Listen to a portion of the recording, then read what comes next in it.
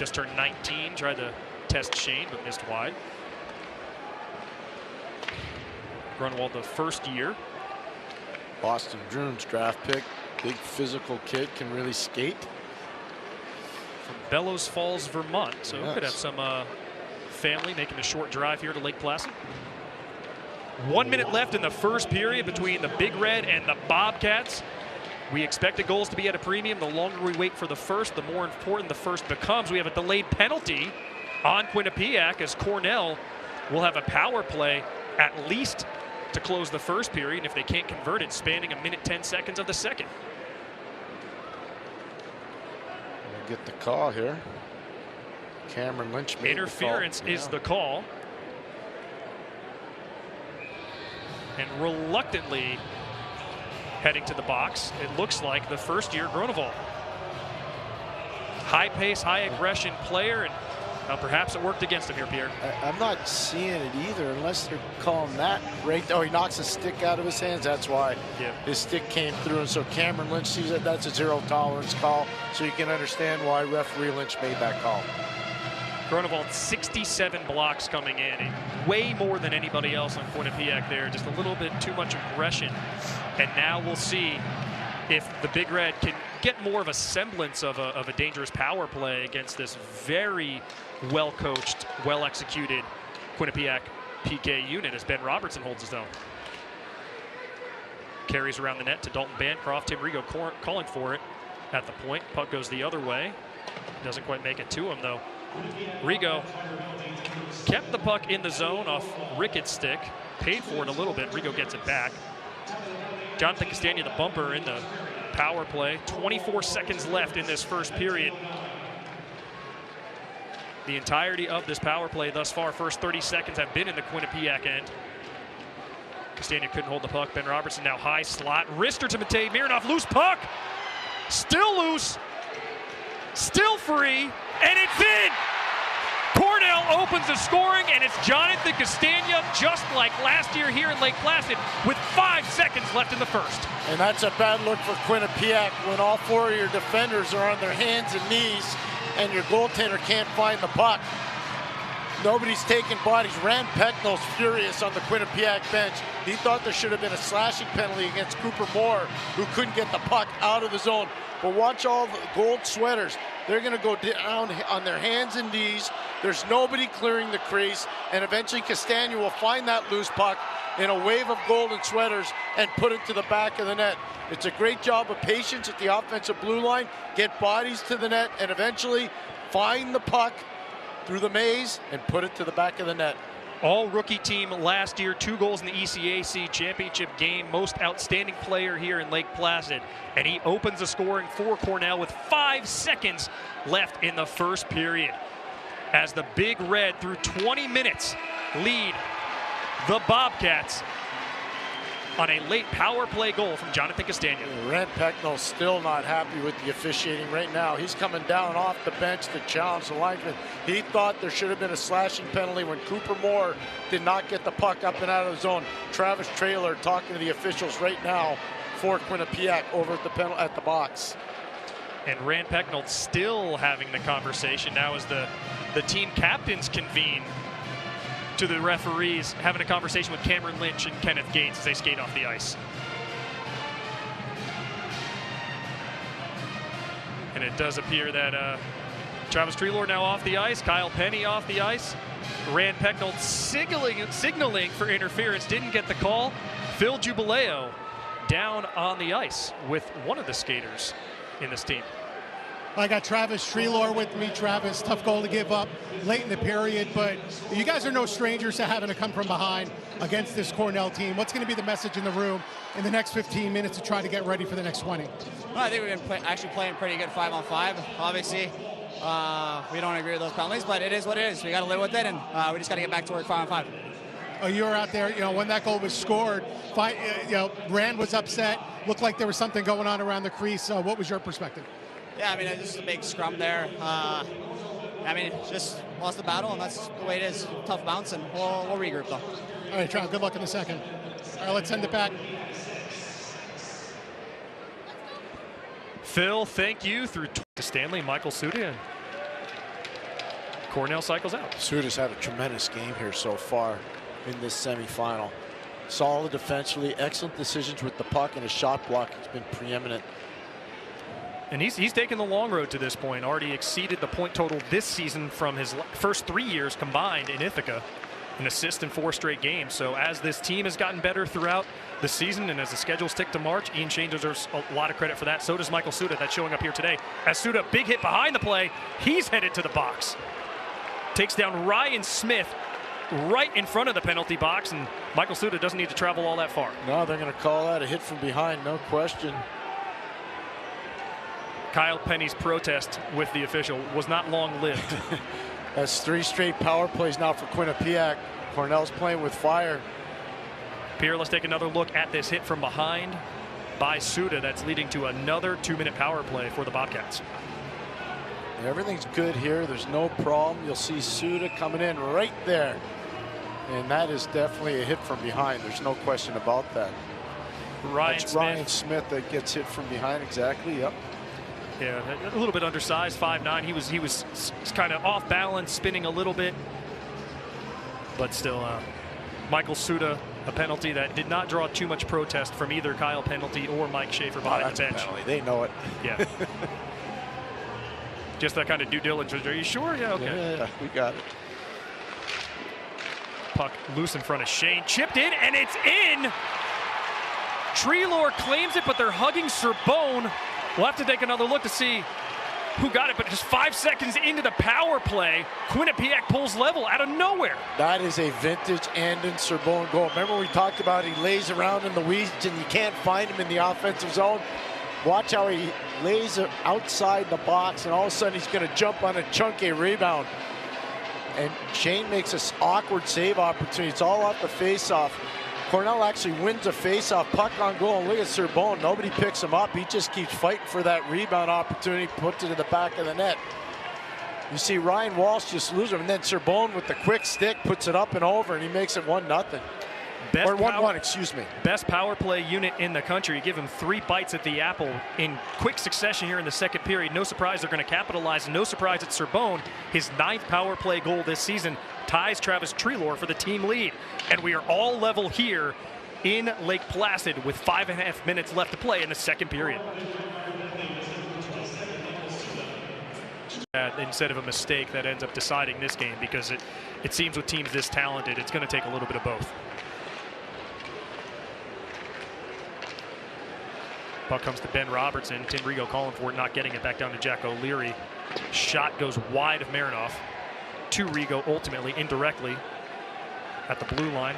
D to D to Robertson. Robertson really walks the line very, very well for a defenseman. He helped set up the power play goal for Cornell with 5 seconds to go in the first period with that elusive play on the blue line for Cornell. 11 assists on the season. He had 2 assists in their first-round playoff game. Chris Pelosi, the first year, looking for Marcellus. Sullivan Mack gets a stick in the way. There's Mack again. As Dalton Bancroft springs forward, holds the line. Ryan Walsh flying down the slot. Puck never gets anywhere near him. As Quinnipiac takes it out to neutral ice. Pierre, you mentioned it during our commercial break. No room to breathe in the neutral zone. Marcellus just flicks it over top of Shane off the back wall. Victor Chernesky in air. Shot in. Free Pelosi. Goal. Bobcats lead with 5:20 to play. It just takes one moment, Pierre. A shot on goal is never a bad thing. Pelosi's going to get the goal. But you watch what Quinnipiac does. They get bodies to Shane. There's a rebound situation, and Pelosi's a hulking guy, big, strong, physical guy, a Boston Bruins draft pick. He's going to corral the rebound and roof it up and over the prone Shane, who couldn't do anything about it. And there's a shot on goal. There's the rebound. He's just going to put it up and over Shane. And it was Charlie Leddy's initial effort here, just walking it down, flicking it toward the net, and Pelosi the first year. One whiff, no, but Shane, nothing he could do about that. And the Bobcats now lead with 5:20 to go. They double stacked the screen. You saw Marcellus there and you saw Pelosi there. So it's a great job by Letty getting the puck through and eventually Pelosi putting it bar down in tight. 3 of squeezing life out of the game. They're just playing a pass 1-2-2 trap in the neutral zone. Travis Treloar trying to get some semblance of a forecheck going. George Figueres dumps it in, heel change. Shane not looking that way yet as we are under 3.5 minutes to go. We're here in the first of our doubleheader in the ECAC hockey men's semifinals. That'll be an ice. Bobcats ice the puck. They can't change. 3:10 to go. And both teams have utilized their timeouts, so you're spot on, Phil. No change available. And Shane is meandering toward the bench here. That's an early pull. 3:10. They must have a ton of face-off faith. And Jonathan Costagna, I assume. I think Ryan Walsh. No, Ryan Walsh. Yeah. I didn't see him on the ice. He's a righty on this side of the ice, so he's playing on his strong side. They're playing 2 Costagna, playing 2 Andrei Sanitska, the big body, Dalton Bancroft all over there as well. Andon Cerbone's going to have to scramble us. You can't lose your straw clean if you're Quinnipiac, or it could be a problem. Empty net for Cornell. Face-off won by the Bobcats. But the puck remains in the Quinnipiac defensive zone, but does clear to neutral ice. Cornell's going to have to circle back. As it's walked up the wall, fired up the ice. That's icing. That'd be another icing. Yeah. Elliot Grunewald, the first year. That's tempting fate. I mean, that's, you got time, you got space, you can take some time off the clock. That's just, again, that's why these are kids. Yeah. You know, you wouldn't see, more times than not, you wouldn't see that play made in the NHL. 19 years young as Elliot Grunewald turned that last month. You'd want to just, if you can, get the puck over center ice and then try your luck at your golden moment. Just take it back, kill time off the clock, use your partner. You know, spread them out defensively. Big face-off again for Cerbone and Walsh. And again, Cerbone gets it. Wow. That's where law of averages come out. Quinnipiac 55% winners. Cerbone looking for it. Jack Ricketts tried to flick one on goal. Did not get any of the puck. And now here comes Andrei Sanitska. Battling against Grunewald. Bancroft with it now. Grunewald trying to make amends. Sanitska with the puck in the corner. Puck battle to Matej Miranov's left. Empty net for Cornell. They have the extra attacker. Sanitska to Rego. Double screen on Mironov. Certainly bothering him. What can Ben Robertson do? He toes the line, Pierre, D to D. They don't have to rush right now. Just set it up, get the right shot, spread them out, wear them out. Make the puck do the work. Make Quinnipiac move their legs. Robertson and Rego weaving. D to D again, on goal. Penalty to Cornell. Interference. Chernesky and Ayers' stick went skyward, as did the official's right hand. Yeah, it's not a good decision. It's a good call by the official. I know people won't like it at home, but they've been on this call all game long. Castagna's going to get called. It was called in the first period. It's going to be called in the third period. Costagna, the most outstanding player from last year's ECAC Hockey Men's Championship, had 2 goals in that final. Watching the slot, there you see Costagna just pump the stick of Chernesky right up into the air, and they're going to call interference on that. And with 1:50 remaining, that means if Cornell is to extend this game, they're going to have to find a shorthanded goal. Now, Quinnipiac has allowed 6 of those on the year, but Pierre, 5 of them were before December 29th. I mean, they've really cleaned that up. And in a situation like this, I don't think they're taking too many risks at all. No.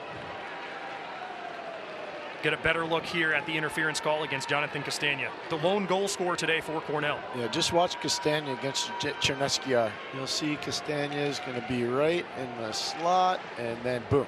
Whack the stick out. I didn't do that. Oh, yes, you did. Cornell wins the faceoff. They have the puck now at center ice. Looking up, 2-on-1. Tim Rego in front of the goal. They score! Short-handed! Cornell ties it with 1:39 to play. Out of nothing, Pierre. You can't make that up. That's from 200 feet away. Defensive zone face-off, you're shorthanded if you're Cornell. And the short-handed bug that had bitten the Bobcats so frequently early in the season emerges again at the worst possible time. Kyler Kovich is going to get credit for this goal, I believe. But if you run this all the way back, it's off a defensive zone face-off for Cornell. And Quinnipiac's on the power play. And I just can't believe this happened. Look, they create an odd man rush. Everybody, Quinnipiac's just looking around, and he goes to the net. Kovich scores from the bad angle. I saw Rego on the backside. I assumed it was his. Yeah.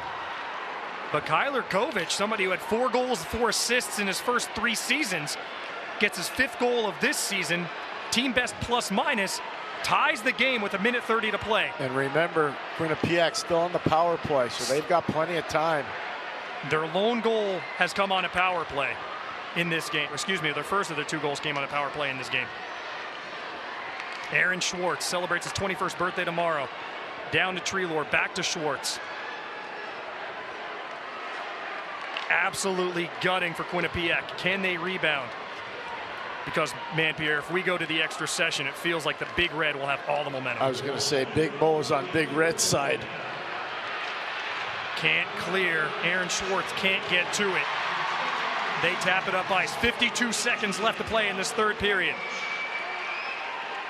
Treelor, Schwartz, Wilmer on the ice. Cerbone. On comes Davis Pennington. Ahead goes Cerbone. Davis Pennington can't hold the line. And Quinnipiac just seems rattled, heads down. Sticks clanging on the ice.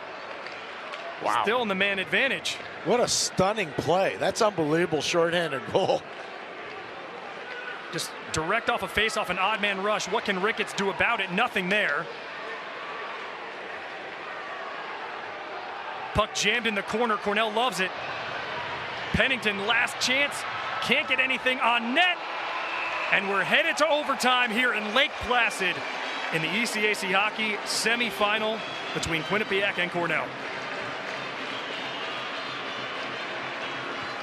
Eyebrows raised. Pierre, here's the goal that got us here. And we're still in a measure of disbelief that the Big Red equalized. Short-handed, no less. Quinnipiac's on the power play. Face-off in their own zone leads to a mini 2-on-1, and then Kyler Kovich just throws it from a bad angle off the pads of Mironov to make it 2-2. Just an unbelievable turn of events for Cornell, and Quinnipiac must be like, are you kidding me? How'd that happen? We're going to overtime. Bobcat faithful trying to give the team some measure of buoyed confidence as they head back to the locker room. But man, Uncle Mo's on Cornell's side. 10 seconds left on this power play to kill off, and who knows how long to play. It's overtime here in Lake Placid. Don't go anywhere. A berth in the championship game at stake.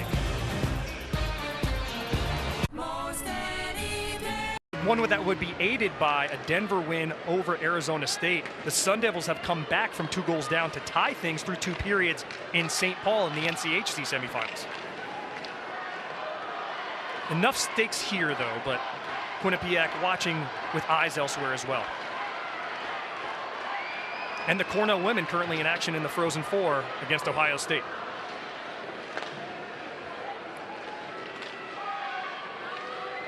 Tim Rego dancing behind the net. Kyler Kovich calling for it. It's got the game-tying goal. Wouldn't mind a game winner to go with it. Rego nowhere to go with it. Gets swarmed by Davis Pennington. Andre Sanitska holds the line, though. Looks to Ben Robertson. And you're right, Pierre. He just dots that blue line every time. Yeah, Robertson's really good walking the line. Incredible presence for him.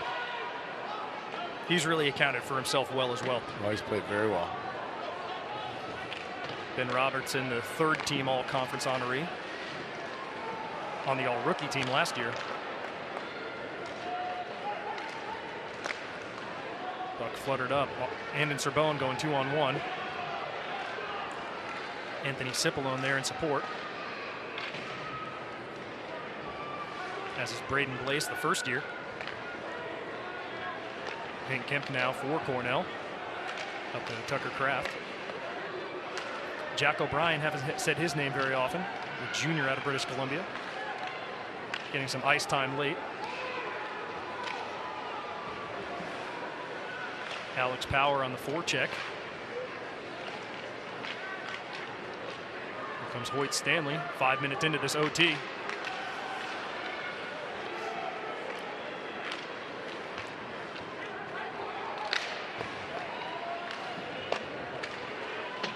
There's no room. It's just no room whatsoever. Unbelievable. It's just a momentary lapse you feel is going to open the door for the game winner. Jacques Lemaire sitting somewhere in Florida with a clicker saying, I love this. Who wouldn't? Hoyt Stanley's shot deflected high. And there's Charlie Major.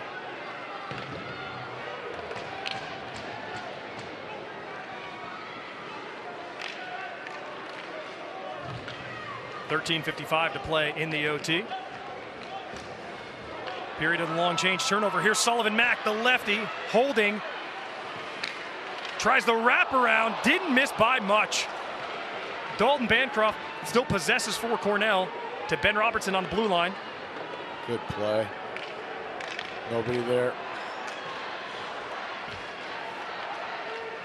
Team Rego clashes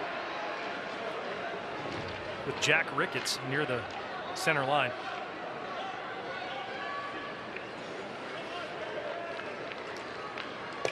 Elliot Groneval, the first year entry through Robertson. Backhand to Quinnipiac was in the midst of a change. That got dicey for a moment. It got close. You have a feeling the officiating crew does not want to be the topic of conversation in the deciding moment. Not on the too many men on the ice, they don't. Hank Kempf. I know there's a lot going on ice. His off-ice prowess is impressive. A back-to-back finalist for the Hockey Humanitarian Award. I had a chance to visit with him in Ithaca 2 weeks ago. What a special young man he is. Got traded by the Rangers to Colorado. So he's not even a pro yet, and he's already been traded. He was honored last night by the conference at the league. For both teams. It was a physical game through 60 minutes. Yep. Guys really had to work to get the puck through neutral ice. And calling for the change was Tyler Borgolo with the puck floating between his skates. Drew Hockley fires it at Ian Shane, who gloves it and plays it behind to Hank Kempf. Kempf to Andrei Sanitska, the young man from Prague. Jack O'Leary, fan favorite, alternate captain, can't hold the puck. Kyler Kovich scored the game-tying goal. He and Andrei Sanitska end up sending it behind Matej Marinov. Cooper Moore, Red Wings draft pick, just plays it up the boards, but not out. Here goes Jack O'Leary. Got it on goal. Matej Marinov was called upon.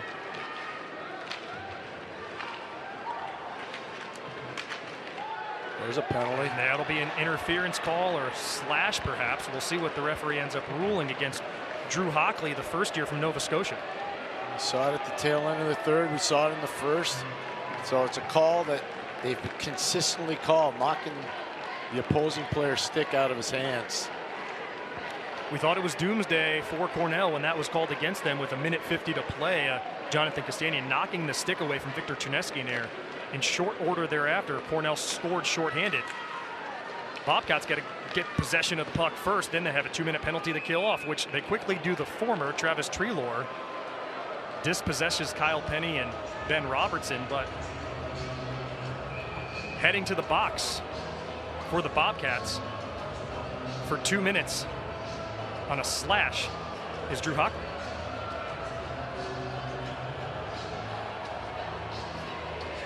Pierre's take another look at this. You'll see Hockley right there. He just knocks the man's stick out of his hands. Now he's got one hand on his stick. Hockley's saying, come on, you got to be kidding me. But they've been consistent with that call, Phil, the entire game. And for Cornell, at the time of puck drop, they were tied for the last in Division I. 13.1% on the power play. Their first goal here came on the man advantage with 5 seconds left, way back in the first period. As now Rand Pecknold and Mike Schaefer are talking to the boys. Yeah, and we had a chance to look at Rand Pecknold during that last timeout. He was telling us guys, get tight down low. Keep everything to the outside. That's Joe Duma, his fine assistant coach, who's talking to him right there. But that's exactly what Rand was telling him, saying, be tight down low, keep everything to the outside. Let's see if his troops can pay attention to the orders. Well, Cornell just 14 power play goals all season. 2 of them have come against Quinnipiac. 1 in Hamden in January. Andre Sinitska got it. The other in the first period today. Jonathan Costagna, the Bobcats penalty kill, 89%, 3rd best in Division I. And usually great penalty kills have great face-off guys. Chernesky in there and his numerical counterpart Ryan Walsh stand over this one. Walsh gets it but cannot keep it. It's offside. Inside of the blue line, so Cornell has to vacate the zone, and that just gives Quinnipiac the opportunity to dial some important seconds off the clock. Puck goes 200 feet into the stick of Ian Shane. 6 minutes remain as Tim Rego starts the charge for Cornell. Hands back to Ben Robertson, to Jonathan Costagna, the hero of last year's championship game. We thought may have made the regrettable decision and costly moment in this game. He had the power play goal in the first period, the interference penalty in the third in the late stages that we thought was going to cost Cornell, but the Big Red tie it up in short order, short-handed. Quinnipiac going to keep the same defenseman on the ice. They're just going to switch the forwards up. Pelosi on his offside for this face-off. Very difficult for him to win it. Letty and Gronewald, the 2 blue liners on the ice for the Bobcats. Quinnipiac a little bit spread out here. Jonathan Costagna, the bumper in the power play. Dalton Bancroft shot wide of Matej Marinov.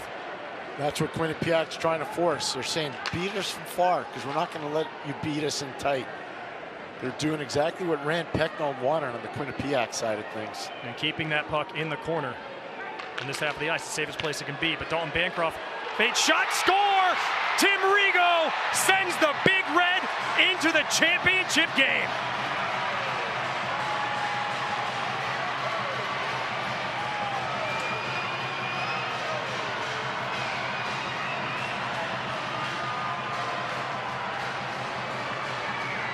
At 14:39 of overtime, Tim Rego, the game-winning goal.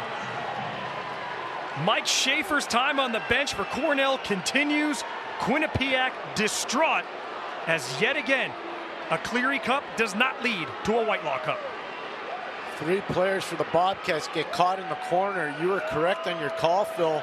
And the problem when you have that is Rego, who's a right-hand shot's on the left-hand side of the ice. He's wide open.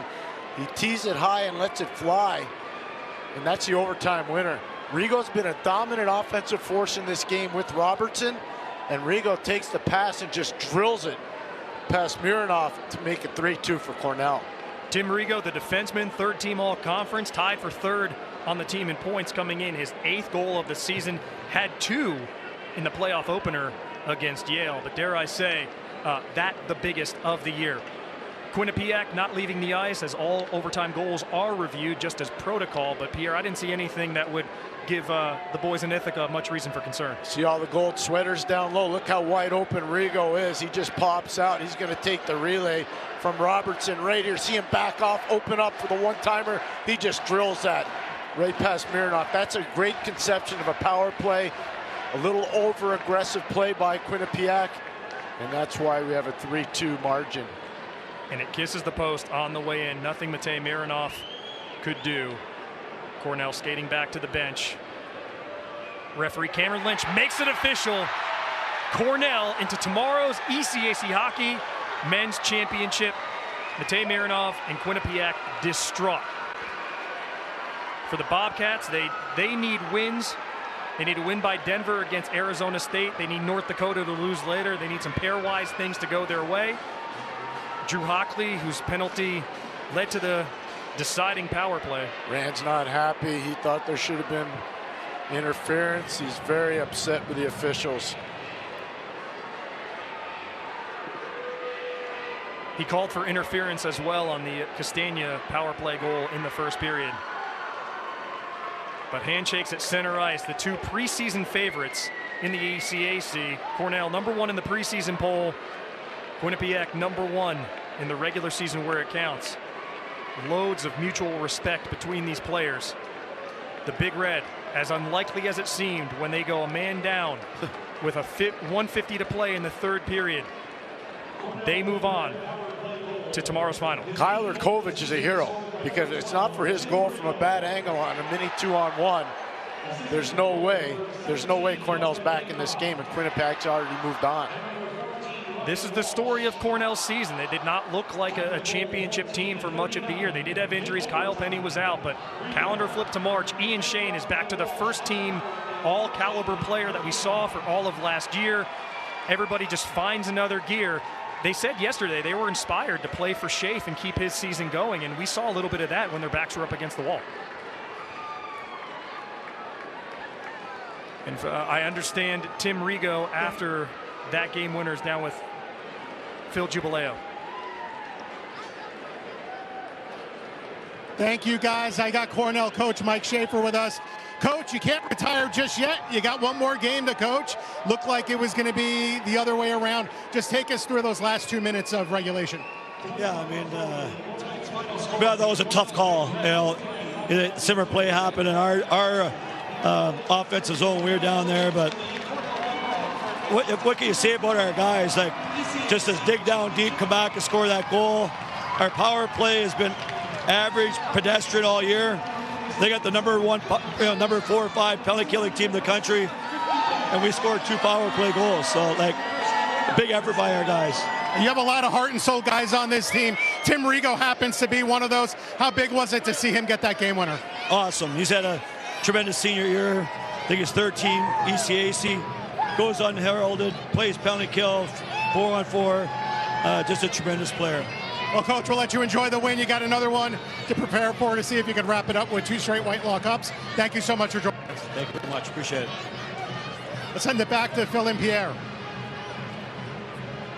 Thank you, Phil. And man, Mike Schaefer, at least one more game behind the bench for Cornell. We got puck drop between Clarkson and Quinnipiac 50 minutes from now as Tim Rego and Phil Jubileo get ready to chat. Pierre, I mean, this is the moment they'll be talking about in Ithaca. Yeah, you see all those gold sweaters surrounding the puck carrier down low, and that allows Rego to just open up, grip it, and rip it. Game-winning goal by Tim Rego. Rego now with Phil Jubileo just off the ice. Thank you, guys. Thank you, guys. Tim, to get to this point, you had to get to overtime. Last couple of minutes, a bit hair-raising, I'm sure, on your end. Just take us through that moment before we talk about your goal.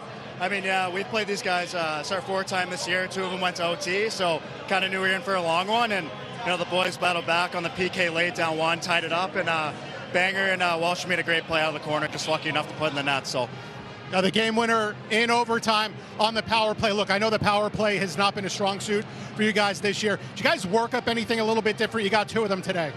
Just playing more free out there, less about the plays we're trying to make, more just being hockey players, reading off each other. And, you know, your percentage doesn't matter as long as you're scoring this weekend. So, are you going to wait a while to find out who you're going to play tomorrow in the championship game? What you do have is one more chance to play for Mike Schaefer. How important is that for you guys to play for Coach at least one more time, and maybe more if you win tomorrow? I mean, he's the definition of Cornell hockey. We learned everything we've done through him, and carries that chip on his shoulder just like the rest of us. And, you know, he means the world to us, so trying to send him off right. Well, thanks again. Congratulations, and enjoy the win. Yeah, thank you. Phil, Pierre.